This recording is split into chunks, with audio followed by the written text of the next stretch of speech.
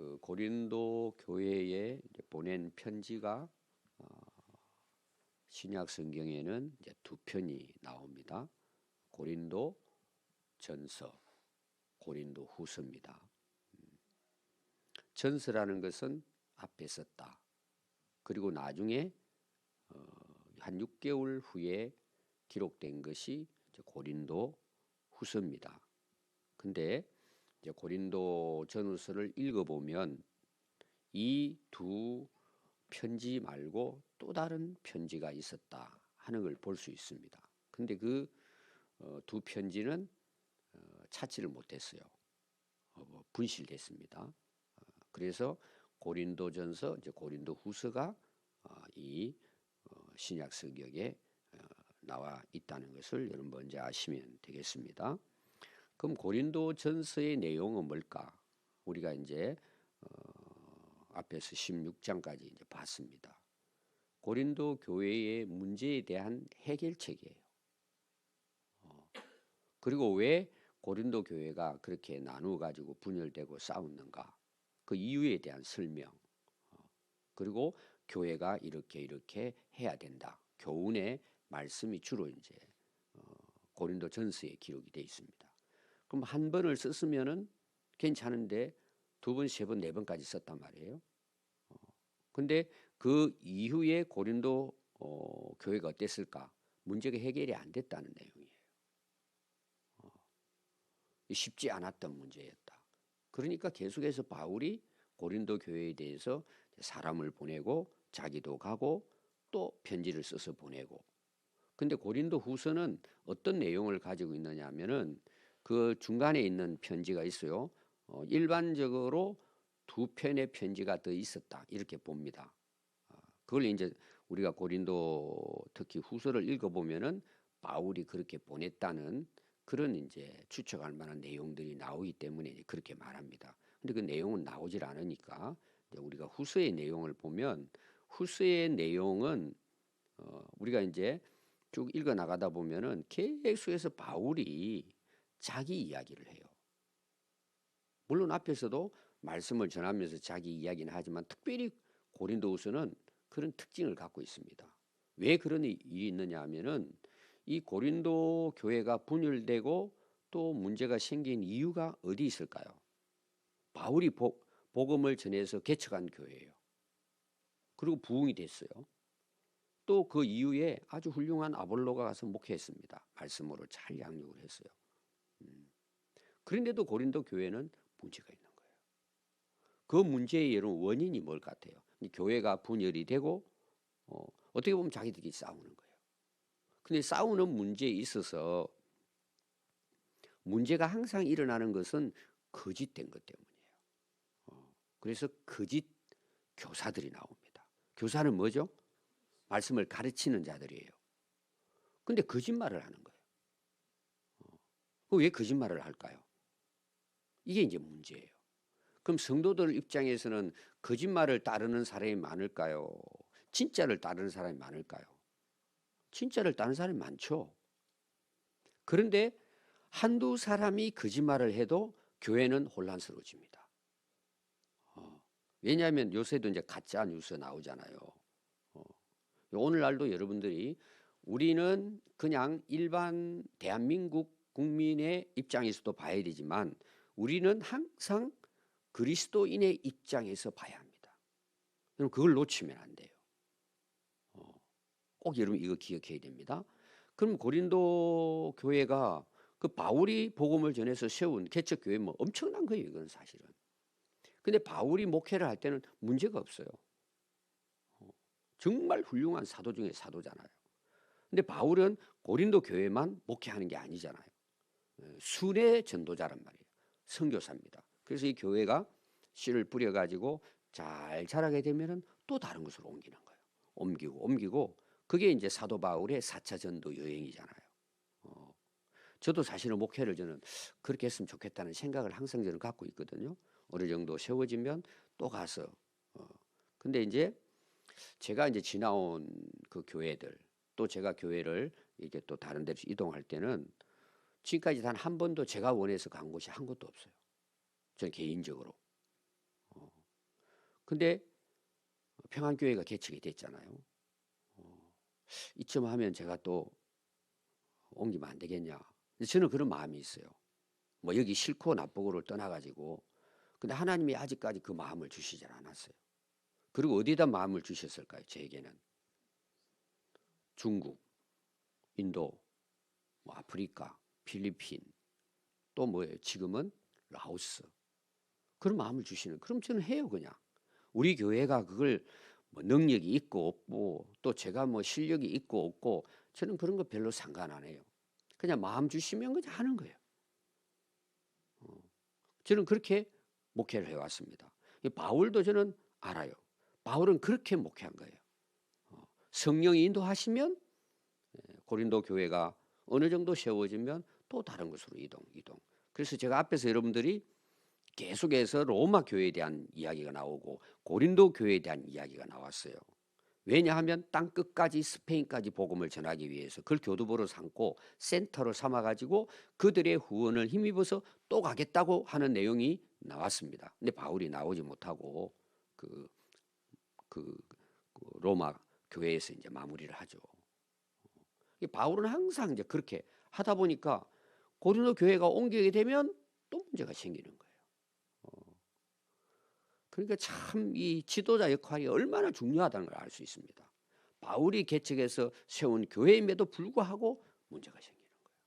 그럼 바울이 가지를 못하니까 어떻게 해요? 지금 에베소에 있으면서 이 편지를 썼다고 제가 이야기했죠. 고린도전서도 마찬가지고 고린도후서도. 그래서 편지 내용이 뭐냐 하면은요. 이 고린도 교회 성도들이 어디까지 가느냐 하면은 바울은 사도의 자격이 없다라고 이야기하는 거예요. 그 누가 그 이야기를 했을 것 같아요? 거짓 교사들이에요. 그럼 이 거짓 교사들은 주로 어떤 사람일까요? 유대교에서 예수 믿었던 유대 기독교인들이에요. 그건 이방 복음을 바울이 전할 때부터 계속해서 안디옥부터 시작해가지고 복음이 전파되는 곳곳에 바울은 어디를 중심으로 복음을 전했느냐 하면 회당을 중심으로 전했어요. 왜? 유대인들은 메시아를 기다리고 있잖아요. 바울도 그런 입장이었잖아요. 근데 유대인들은 예수님 십자가에 못 박았잖아요. 근데 바울이 결국은 부활하신 예수님을 만나고 자기는 항상 유대인에게 먼저 복음을 전하고 싶은 거예요. 너무 안타깝잖아요. 자기들이 기다렸던 메시아 예수님이 오셨는데 십자가에 못 박아버렸죠. 자기도 예수님을 핍박하는데 앞잡이가 됐죠. 근데 예수님은 진짜 메시아고 부활하신 분인 걸 자기가 만난 거예요. 그게 우리가 마지막 고린도전서 15장에 그게 나오는 거예요. 그러니까 얼마나 안타까워요. 아니 이스라엘 백성들이 제일 먼저 예수 믿고 환영하고 받아들여야 되잖아요. 근데 바울은 다니면서 제일 먼저 유대인들을 중심으로 해서 복음을 전하는 거예요. 그럼 유대인들이 모이는 곳이 어딜까요? 회당이에요. 오늘 우리로 하면 교회당이에요. 그럼 거기 가서 복음을 전하는 거죠. 그리고 그들이 그 지역에 살고 있으니까 그들이 예수 믿게 되면은 그 주변의 지역의 이방인들에게 복음이 전파가 되니까 바울은 그런 선교의 어떤 그 방법을 가지고 지역마다 다니면서 유대인들에게 먼저 복음을 전한 거예요. 굉장히 좋은 방법이죠. 일단은 성경을 알잖아요. 구약을. 대화가 되는 거죠. 그리고 자기도 유대인이 되다가 예수 믿었으니까 복음 전하기 얼마나 좋아요. 근데 실제로 그들 중에서 믿는 자들이 일어났단 말이에요. 근데 문제가 뭘까요? 이들은 뭐 수천 년을 율법의 중심으로 살아왔기 때문에 이 율법에서 벗어나기가 굉장히 어려운 거예요. 그래서 여러분 로마서라든지 히브리서라든지 갈라디아서라든지 바울의 편지 내용을 보면 이 율법에 대한 것 때문에 마찰이 일어나는 게 굉장히 많이 나옵니다. 그래서 여러분들이 그런 내용을 알고 특히 로마서 같은 경우 읽어보면 율법과 복음에 대한 내용들을 계속 설명하잖아요. 근데 고린도전서의 내용도 고린도후서 내용도 문제점이 어디서 시작이 되느냐? 유대인 기독교인들로부터 발전이 되는 거예요. 거기서 시작이 되는 것입니다. 그럼 여러분 유대인들의 특징이 뭐예요? 내 잘났다는 거잖아요. 나 성경 다 잘 알아. 바울도 그런 사람이잖아. 나 유대인이야. 히브리인 중에 히브리인이야. 율법에 흠이 없이 살았어. 나 율법 박사야. 이게 바울이 그 율법의 박사가 됐으니까 어때요? 예수님을 메시아로 믿는 사람들 다니면서 죽이잖아요. 감옥에 집어넣고. 어디서 감히 그렇게 이야기하잖아요. 바울도. 이 고린도 교회 안에도 메시아인 걸 인정을 하고 들어오기는 들어왔는데 들어와서는 뭘 이야기할까요? 너희들 예수 믿는 것만으로 안 돼. 너 이방인들이 어떻게 예수 믿는 것 가지고 너희들이 구원받아? 우리는 유대인으로서 예수를 믿음으로 우리는 율법 다 지키고 있기 때문에 구원받은 거야. 쉽게 쓰면 이걸 가지고 계속 이방인 그리스도인들을 찾아다니면서 너희들은 아직 멀었어. 할례도 받아야 되고 이것도 지켜야 되고 다 해야 된다는 거예요. 그게 여러분들이 이제 사도행전으로부터 시작이 되거든요. 이 사람들이 뭐라고 자꾸 이야기하느냐 하면은 바울은 실제로는 사도가 아니야. 아니 자기가 예수님 살아계실 때 있었어? 예수님과 함께 다니면서 배웠냐고. 그 가짜야. 계속 그걸 선동하는 거예요. 여러분 사람이 중요해요? 그 사람이 전한 복음이 중요해요? 이 사람들은 그걸 가지고 계속 갈구는 거예요. 막. 그러니까 교회가 막 또 그런데 또 동조하는 사람들이 있잖아요. 그 바울의 사도권에 대해서 다 비판하는 거예요. 한마디로 비난하는 거예요. 그 인간은 가짜야. 오늘로 말하면 자기가 자격이 있냐고. 그리고 또 아주 그 바울의 인격까지 모독합니다. 여러분들이 이제 나중에 고린도후서 계속 읽어 나가면 그 인간은 말하고 행동이 달라. 믿을 수가 없어. 변덕스러워. 아니 자기가 그런 위대한 사도라면은 왜 그렇게 병이 들어가지고 평생 고생해? 하나님 안 고쳐주잖아. 이런 약점을 잡아가지고는 사도가 아니라는 거예요. 그러니까 그 사람이 말한 거 믿지 말라는 거예요. 자기들이 이야기하는 게 옳다는 거죠. 그러니까 그 중에 대부분은 바울을 따랐지만 여러분 성도들 가운데서는요. 복음을 바로 알지 못하는 사람이 이방이 그 이단이 들어오잖아요. 그럼 여러분 이단은 전할 때 어떻게 전할까요? 자신을 가지고 전할까요? 한번 믿어보라고 전할까요? 이들은 뭐 아주 강경합니다. 여러분 이단들이 특히 신천지가 교회에 들어와 봐요. 이 사람들은 공격 목표가 정확해요. 어리버리하고 교회에 불만이 좀 있고 생활이 힘들고 오늘로 말하면은 그 호랑이가 사자들이 뭐 짐승을 잡아먹을 때는요 뒤에 처진 병들고 다리가 부러지고 약한 자들을 공격합니다. 그럼 교회도 마찬가지입니다. 그런 사람을 찾아다니면서 선동을 하는 거예요. 그럼 바울은 자기 인격이 모독되는 것은 괜찮아요. 그럼 문제가 뭘까요? 복음에서 떠나는 게 문제예요. 그럼 교회가 어떻게 돼요? 그래서 고린도 후서는요 거의 대부분 내용이 여기에 대한 변명이에요. 아니라는 것에 대한 이야기예요. 왜? 바울 자신의 그 입지 때문에 그럴까요? 거기에 속아 넘어가는 성도들 때문에 그럴까요? 성도들 때문에 그러는 거예요. 바울은 그런 거 신경 안 써요. 여러분 바울은 앞에서 나왔잖아요. 난 죽어도 괜찮고 살아도 괜찮다는 거예요. 누구만 증거되면 예수님만 증거되면 그게 앞에 나온 내용이에요. 바울은 그런 사람이에요. 누가 알아주고 안 알아주고 상관없어요. 바울은. 근데 교회가 문제가 되잖아요. 교회가 나눠지고 교회가 싸우고 여러분 그런 교회를 고린도 지역은 또 우상숭배 지역이잖아요. 그리고 교회를 핍박하는 지역이잖아요. 그런데 교회가 사이들끼리 싸워요. 제가 어제 설교했잖아요. 교회가 빛이 돼야 되는데 여러분 그렇게 되면 교회가 빛이 되겠습니까? 맨날 다투는데 교회가. 여러분 이것은 오늘날도 똑같습니다. 2000년 전이나 지금이나 교회는 항상 누구의 타켓이 돼요. 마귀의 타켓이에요. 교회는. 여러분 사단 마귀의 목적은 뭐죠? 아담부터 뭐예요? 죽이고 멸망시키는 거예요. 그러면 어떻게 죽이고 멸망을 시켜요? 속이는 거예요. 의심나게 하는 거예요. 말씀은 가짜라는 거예요. 여러분 똑같아 방식이. 그래서 여러분 교회 안에서요. 다른 사람을 비난하고 이간질하고 또 어떤 경우에는 목회자에 대해서 비난하고 비방하고 전부 다 영적 전쟁에 있어서 교회를 무너뜨리려고 하는 목표예요. 본인이 모를 수도 있어요. 본인이. 그러나 그 배후는 누가 역사해요? 사단 마귀가 역사하는 거예요. 여러분 꼭 이거 기억해야 돼요. 물론 이런 경우에 있어. 오늘 제가 1절부터 말씀을 전하겠지만 목회자가 거짓된 사람이 있어요. 목회자가 이단일 수 있어요. 여러분 그런 교회 많아요. 목회자가 옛날에 이장님 그 뭐 다가올 미래를 대비하라 빠져가지고 목회자들이 야단치고 그랬어요. 제가 그 목사님 저한테까지 찾아와가지고 당신은 그래도 여기서 빠져나와야 된다. 빨리 예수님의 휴거를 만나야 된다. 그러고 저하고 친했기 때문에 그래도 목사님은 제 얘기를 들을 줄 믿습니다. 그러고 와가지고 저한테 구원에 7단계 해가지고는 이장민 씨 이야기는 다 이야기하는 거예요. 저는 벌써 책 다 읽고 다 알고 있는데 제발 정신 좀 차리시고 애들 학교를 안 보내는 거예요. 거기 딱 꽂혀버리니까요. 아무리 이야기해도 기본 정신이 사라져버려요. 상식이 사라져버려요. 이단들은 다 그렇습니다. 그러니까 빠지는 거예요. 목회자도 이단에 빠지면 그게 완전히 풍지박산돼요. 여러분 그런 목회자는 따르면 안 되죠. 또 자기 야망을 위해서 목회하는 사람이 있어요. 여러분 뭐 많이는 않겠지만 그런 사람 많아요. 간혹 교회를 자기 사업처럼 그 신자들 속여가 돈 빼가고. 근데 사람들이 그걸 거기에 빠져 있으면 잘 몰라요. 그 사기꾼들이죠. 그런 데는 그냥 딱 이거 가짜구나 그럼 무조건 빠져나와야 돼요. 도망쳐야 돼요.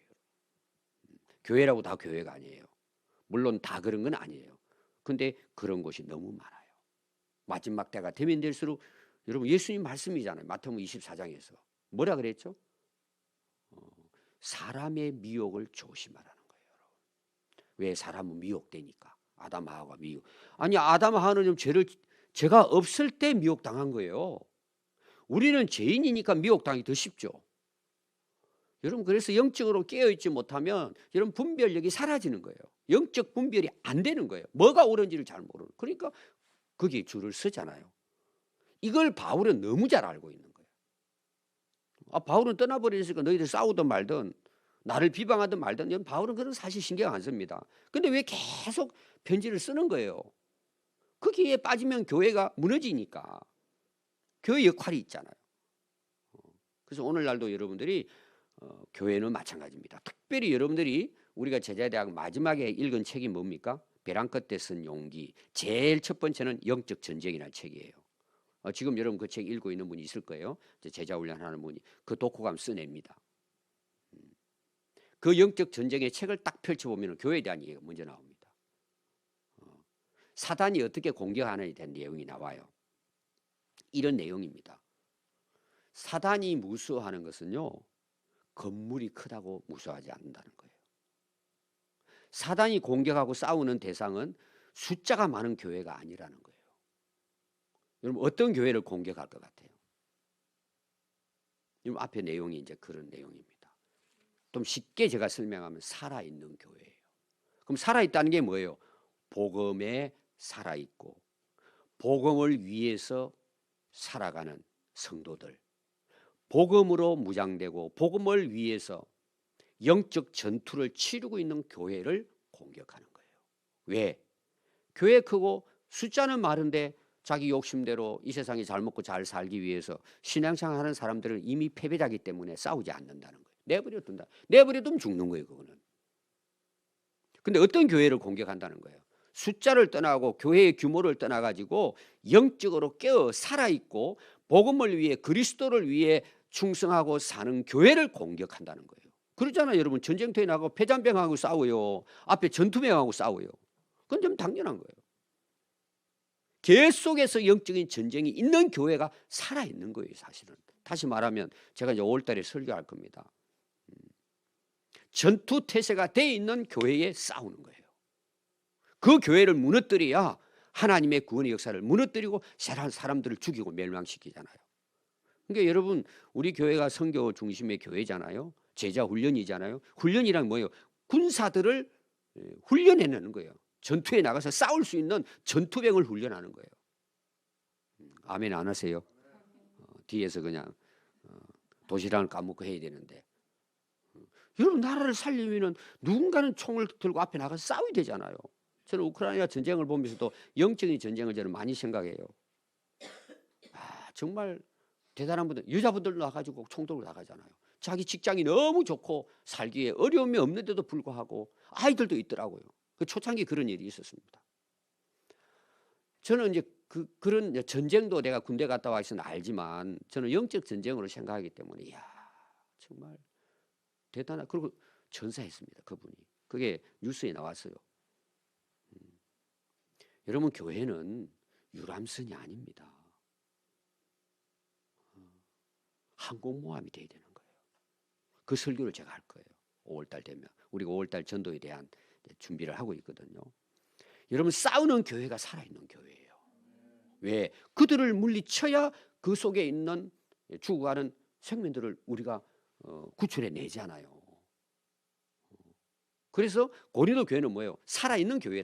그 지역을 복음화시키고 있으니까 마귀가 공격하죠. 누굴 통해서? 그런 유대인 이상한 말씀에 빠져 있는 예수님 외에도 다른 거 있어야 된다. 제가 어제 저녁에요. 이제 준비해놓고 자려고 하는데 유튜브 들어갑니다. 제가 고린도후서를 공부한다 그러면 유튜브에서 훌륭한 분들은 어떻게 고린도후서를 해석하고 있는가. 제가 이 사람 저 사람 다 여러분 나름대로 제가 다 이제 저도 배웁니다. 근데 하다 보니까 캐톨릭 신부가 나와가지고 개신교에 대한 강의를 하는 걸 한 1시간 반 제가 다 못 들었습니다. 시간이 부족해가지고. 제가 그걸 처음부터 들으면서 한숨만 나오는 거예요. 우리 옆에도 성당이 있잖아요. 한숨만 나오는 거예요. 성경을 해석해 나가는데 이게 말이 안 되는 거예요. 말이 안 되는 거예요. 이게 그냥 좀 뭔가 좀 맞으면 제가 들으려고 했는데 말이 안 되는 거예요. 끝까지 듣기가 그냥 그게 뭐 힘들다는 보다도 들을 필요가 없는데 그게 천주교라는 거예요. 그래서 제가 우리 어제 늦게 우리 교육자들에게 들어보라고 한번 들어보라고 그걸 우리 셀 리더에게 한번 보내라고 제가 보낼 거예요. 그거 여러분 캐톨릭이 어떤 건지 여러분 보세요. 지금 너무 한심해요. 한심해 정말 너무 안타까워요. 거기 사람들이 빠지는데 그들이 뭐라 그러는 줄 아세요? 그 신부가 젊은 신부가 우리는 개신교를 선교해야 된다고 나와요. 저 불쌍한 사람들을. 왜 그러는지 제가 보내드릴 테니까 셀 리더를 한번 읽어보세요. 그게 천주교예요. 여러분들이. 들어보면 알아요. 뭔지. 이게 전부 다 뭐예요? 영적 전쟁이에요. 여러분. 꼭 기억하십시오. 그래서 바울이 첫 번째 편지를 쓸 때마다 바울이 강조한 게 있어요. 그게 바로 오늘 1절이에요. 굉장히 중요한 부분이에요. 우리도 가져야 될 신앙이에요. 자, 자기가 사도잖아요. 편지를 써요. 그럼 먼저 인사를 합니다. 하나님의 뜻으로 말미암아 그리스도 예수의 사도가 됐다. 이게 바울의 자기 소개예요. 자기가 원해서 오늘 말하면 이거예요. 제가 원해가지고 목사가 됐을까요? 저는 안 해요. 지금도 안 해요. 제가 원해서 하라면 저는 안 해요. 저는 편하게 살고 적당히 그냥 즐기면서 사는 거 잘 알고 있습니다. 저는 제가 원했다면은 아마 지금이라도 저는 놔요. 근데 저는 제 개인적으로 믿어요. 전 바울의 이 고백을 저는 믿어요. 하나님의 뜻 때문에 제가 여기 있는 거예요. 여러분 저만 그럴까요? 이건 여러분들의 신앙 고백도 돼야 되는 거예요. 여러분들이 원해서 예수 믿습니까? 그건 전부 다 종교 생활이에요. 하나님의 부르심과 뜻 때문에 오늘 여러분이 여기 계신 거예요. 그럼 새벽 기도는 왜 나와요? 여러분 원해서 나오셨습니까? 물론 내가 기도하러 가야지, 깨어 있어야지. 왜 그런 생각이 들까요? 하나님의 뜻과 섭리가 있는 거예요. 하루 여러분 나와서 기도하는 거 그냥 오늘 뭐 깨어서 나와야지 오랜만에 이런 뜻을 가지고 나올지 몰라도 그 안에는 하나님의 뜻이 있는 거예요. 우리가 살아가는 모든 삶에 오늘 여러분 여기 있기까지 여러분들의 고백은 뭐냐? 하나님의 뜻 때문에 평안교회에 있고 오늘 새벽에 여기 있고 여러분 오늘 또 마치고 일하러 가는 거 다 하나님의 뜻과 계획 속에 있는 거예요. 여러분 그게 믿음이에요. 그냥 대충 살다 보니까 여기까지 왔네. 이게 아니에요, 여러분. 그래서 제가 이제 우리 교회 새로 오는 분들에게는 항상 이런 이야기 합니다. 집사님이 우리 교회 오셨는데 그냥 온 것 같아요? 어떻게 우리 교회를 여기 와 계시냐고. 제가 지금 성경대학 하는 분들도 간혹 이야기합니다. 이 바쁜 철에 일하는 분들, 아침에 출근해야 될 분이 미리 오는 것 때문에 9시 시작해요. 그분 할 수 있도록 제가 한 분이라도. 당신들 여기 왜 있어요? 그럼 하나님의 뜻과 인도하심이에요. 100%예요, 100%. 이거를 깨닫고 믿는 사람이 진짜 하나님의 백성이에요. 하나님의 뜻이에요. 바울만이 아니에요. 두 번째는 뭐예요? 예수 그리스도의 사도로 하나님이 세웠다는 거예요. 자기가 사도하고 싶어요. 바울은 예수 믿는 사람을 잡아 죽이는 앞잡이로 지금 뛰어다니다가 걸렸잖아요. 그렇죠?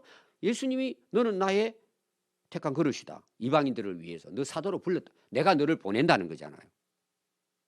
바울이 원하는 건 뭐예요? 예수 믿는 사람들 핍박하고 죽이는 앞잡이에요. 거기에 신나가지고 돌아다니는 사람이에요. 근데 하나님의 뜻에 따라서 사도로 하나님이 불러서 그를 사도로 사명을 주셔서 바울이 여기까지 있다는 거예요. 그러니까 온갖 핍박과 고난과 수많은 죽음 앞에서도 감옥에서도 그가 흔들리지 않는 이유가 뭘까요? 나는 하나님의 뜻에 의해서 하나님께서 나를 사도로 불러 오늘 여기 있다는 거예요. 여러분 목사만 그러고 선교사만 그러고 사도만 그럴까요? 집사님들, 근사님들, 장로님들 다 똑같아요. 이걸 여러분 깨달아야 핍박과 고난이 와도 그 사명을 위해 살다 가는 거예요. 하나님의 부르심이 있었다는 내용이에요. 하나님의 뜻이 있다는 거예요. 여러분들에게. 여러분 그걸 깨달을 때 어떤 일이 일어날까요? 견뎌내는 거예요. 그리고 이것이 영광이에요. 야, 진짜 하나님께서 나를 여기까지 인도해 주셨구나. 바울은 그 확신이 있는 거예요. 두 번째 2절 말씀이에요. 이게 그냥 될까?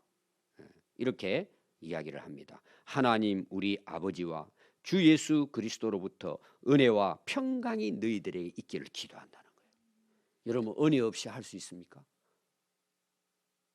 하나님 은혜 없이 우리가 살 수 있습니까? 특별히 사도 바울은 나의 나 된 것은 하나님의 은혜고 내가 죽도록 다른 사람보다 더 수고하게 된 것도 하나님의 은혜가 너무 크기 때문이라는 거예요.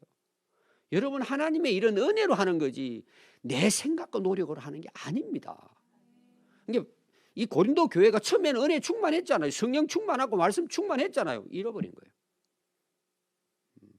여러분 은혜가 있어야 세상을 이깁니다. 자기 사명을 감당할 수 있습니다.